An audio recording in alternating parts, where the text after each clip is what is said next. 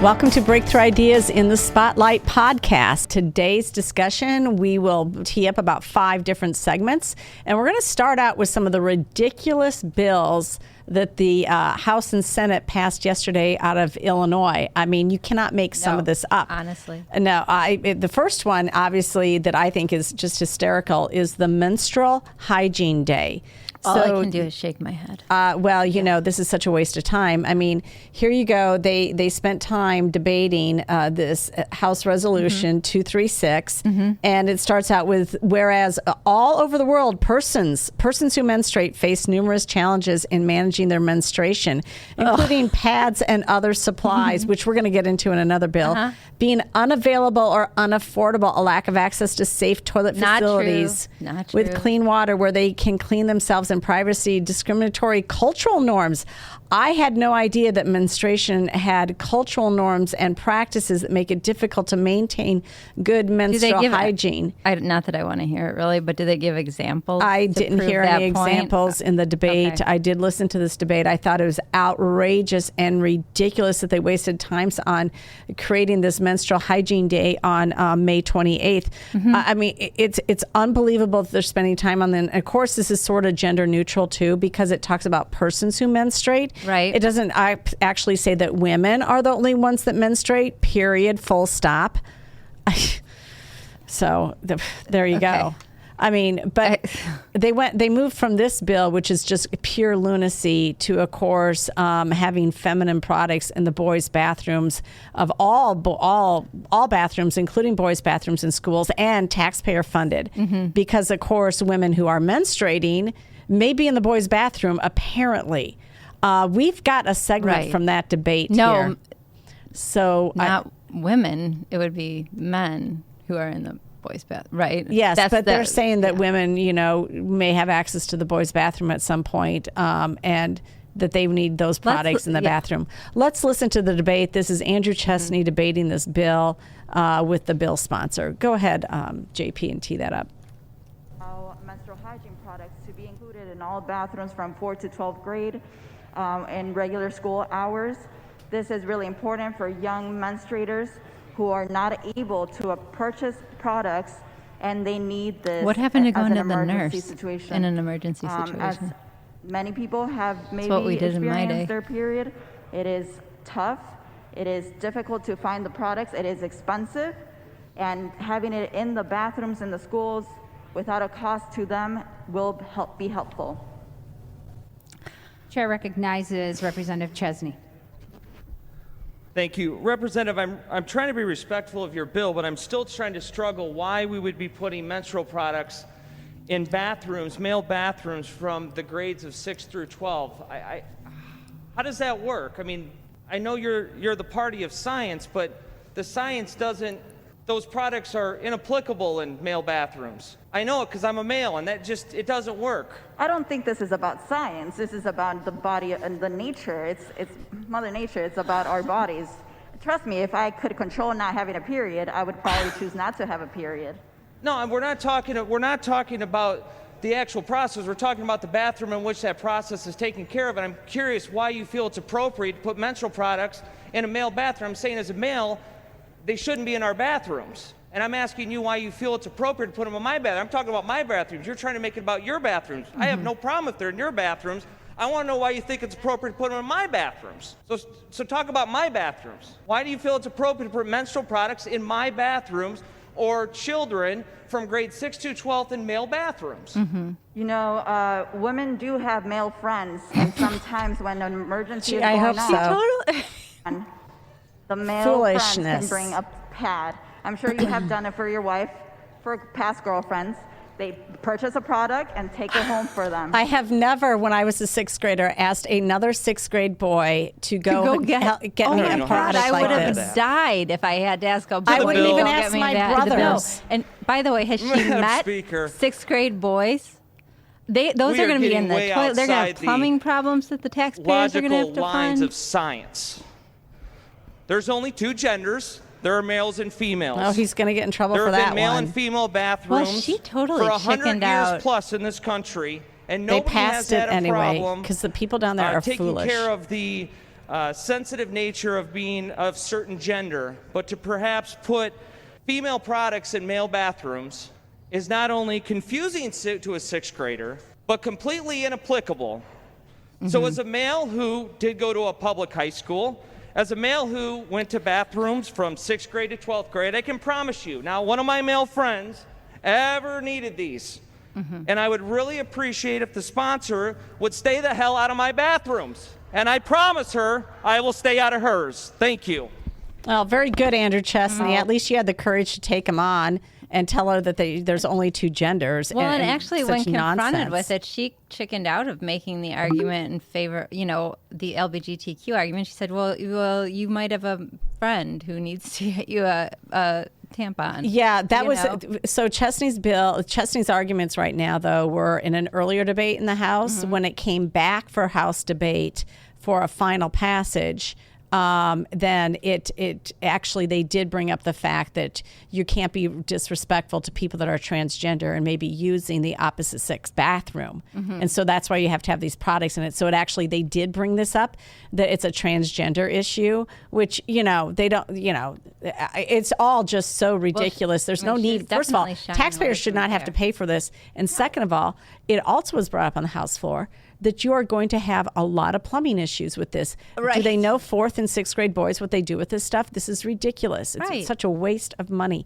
and time. I mean, the unseriousness of the debate down there I know we're going to go through a lot of bills here, and I just have to say, this is all happening against the backdrop of Illinois being down to 17 congressional districts. I mean, the exodus is only increasing in pace, and it's uninterrupted. Well, and this is part of the reason. And that's it's how it silliness. Works. That's how it should work, though. You keep raising costs on people. You keep, stripping people's freedom away, forcing them to do, agree to things they don't want to agree to. You never address the high property taxes. You never address pension debt. People are going to leave. Our state legislators prioritize these silly bills. And then places like Florida, Tennessee, Texas, they don't deal with the stupid virtue signaling stuff. They take economic growth seriously. They protect people's freedoms. They support business and job creators. And those are the states that are growing, while Illinois is shrinking. So that was not the only mandate that they pushed off onto schools. They also had a media literacy mandate, basically saying that you now have to have a class that is taught in your public school about what is or isn't fake news. Right. So we're going to have these teachers that are radicalized, by the way, and are getting fed diversity, exclusion, and inclusiveness. Right. They're getting fed that garbage, and they're going to determine what is and isn't fake news, and they're going to teach their kids that. So that was another mandate that was passed on. This is turning schools into political indoctrination centers. You have the critical race theory and the culturally responsive teaching and learning standards. The Daily Signal had an article where they talked to, it was an interview with a Chicago area teacher. She teaches in Cook County. She's in her early 30s. She's a black woman teaching in a predominantly white school district. And she said, you're going to lose good teachers because of this crap. And she said, you're being forced to support a liberal narrative. She said, as a black woman who teaches in a predominantly white high school, she would never tell her colleagues she's a conservative for fear she'd lose her job. Well, that's happening not just in Chicago. That's happening in the suburb. We've heard independently from teachers that live right where we live that they are getting inundated with this at their school system. Our own local school system is teaching this critical race theory to teachers, and they don't like it. And there should be a massive pushback of educators against this.